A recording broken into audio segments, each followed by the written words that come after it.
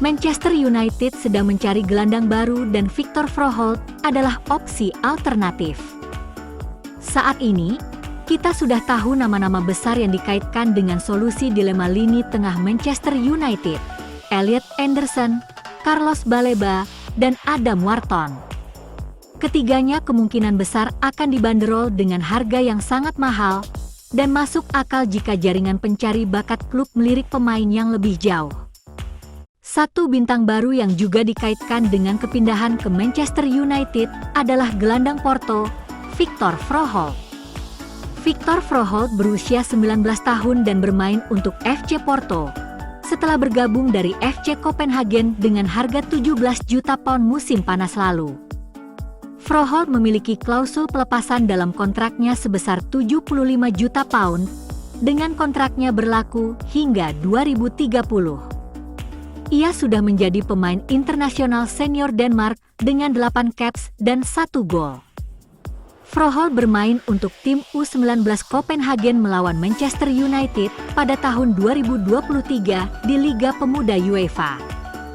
Setelah 62 penampilan senior untuk Copenhagen, ia telah tampil 18 kali untuk Porto sejauh musim ini. Di tengah rumor ke Manchester United, Viktor Froholt merayakan keberhasilannya dinobatkan sebagai talenta terbaik Denmark 2025.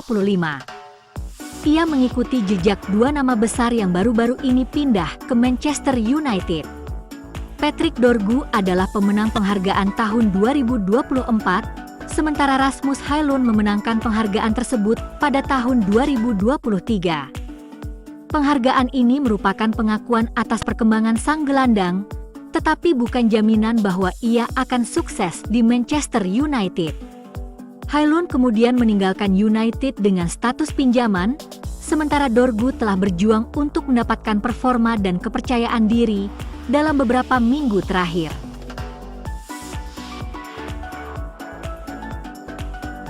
Rasmus Højlund akhirnya kembali menunjukkan taringnya bersama Napoli di laga krusial. Striker pinjaman Manchester United ini menjadi mimpi buruk bagi Juventus Senin dini hari. Pemain asal Denmark itu sukses memborong 2 gol kemenangan Partenope. Aksi gemilangnya sekaligus mengakhiri puasa gol yang sudah berlangsung selama 8 pertandingan. Kemenangan 2-1 ini sangat berarti bagi skuad asuhan Antonio Conte. Absennya Romelu Lukaku ternyata mampu ditutupi dengan sempurna oleh Højlund. Kini, Napoli menatap sisa laga tahun 2025 dengan optimisme tinggi. Højlund diharapkan terus menjaga momentum ini di Liga Champions dan Serie A. Cedera parah yang menimpa Romelu Lukaku membuka jalan lebar bagi Højlund. Lukaku diprediksi absen hingga tahun 2026, sementara Lorenzo Lucca masih minim kontribusi. Højlund otomatis menjadi tumpuan utama di lini depan Napoli hingga akhir tahun. Situasi ini menjadi ujian sekaligus pembuktian bagi sang bomber muda. Jika Napoli finish di 4 besar, status peminjamannya akan berubah permanen. Klub harus menebusnya dengan total paket sekitar 50 juta euro. Melihat performa Napoli yang stabil di papan atas, skenario ini sangat mungkin terjadi. Højlund tampaknya bakal menjadi aset permanen di Naples.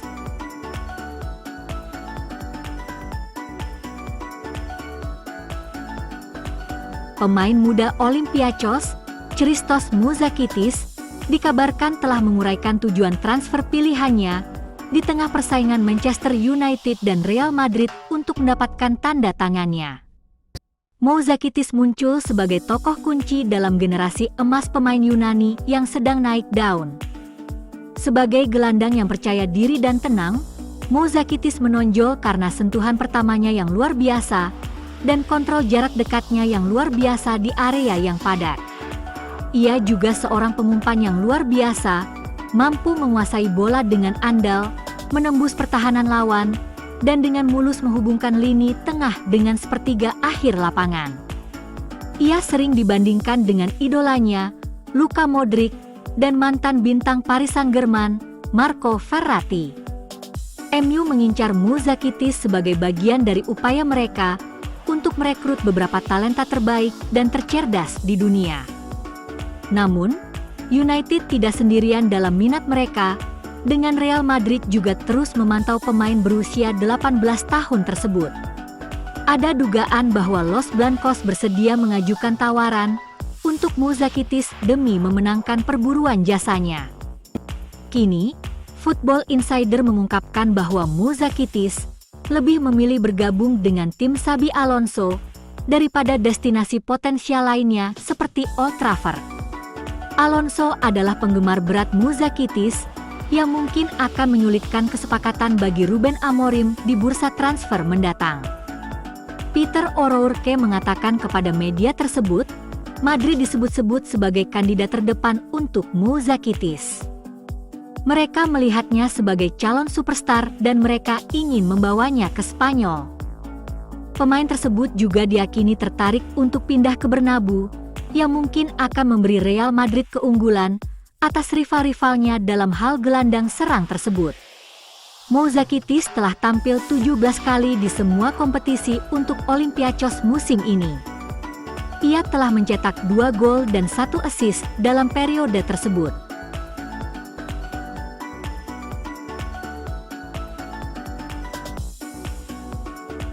Ruben Amorim hanya melakukan satu perubahan pada susunan pemain Manchester United-nya untuk pertandingan melawan Wolves di Molineux.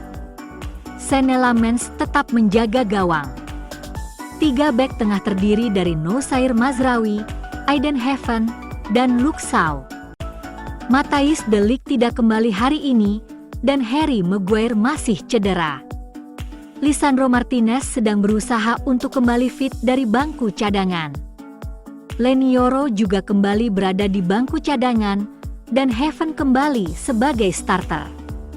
Ahmad dan Diogo Dalot adalah bek sayap, sedangkan pemain yang baru direkrut Januari, Patrick Dorgu, masih berjuang untuk mendapatkan kembali tempatnya.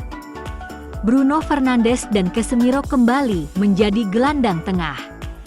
Kobbie Mainoo dan Manuel Ugarte kembali menghangatkan bangku cadangan. Bryan Mbeumo, Matheus Cunha, dan Mason Mount adalah 3 penyerang. Joshua Zirkzee kehilangan tempatnya setelah menjadi starter di 2 pertandingan terakhir saat Benjamin Sesko absen. Di bangku cadangan adalah Altay Bayindir, Patrick Dorgu, Tyrell Malacia, Lisandro Martinez, Yoro, Mainoo, Ugarte, Shealace, dan Zirkzee.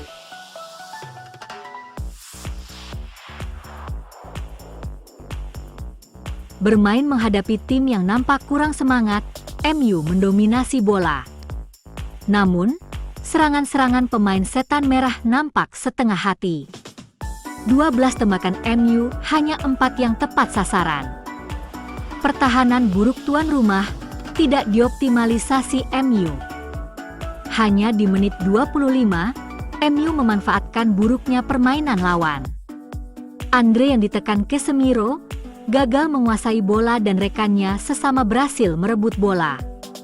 Casemiro mengirim terobosan kepada Cunha yang dikawal bek lawan. Cunha yang tidak egois memberi umpan kepada Bruno yang muncul dari belakang. Meski sempat terjatuh, Bruno sukses mencetak gol pertama. Usai unggul, seperti biasanya pemain MU nampak lesu darah. Ini membuat tuan rumah bangkit menguasai bola. Hasilnya, seperti biasa, MU kebobolan.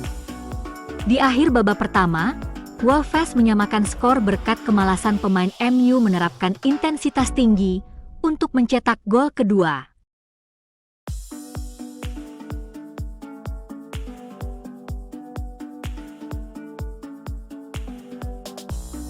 Di babak kedua, MU membaik.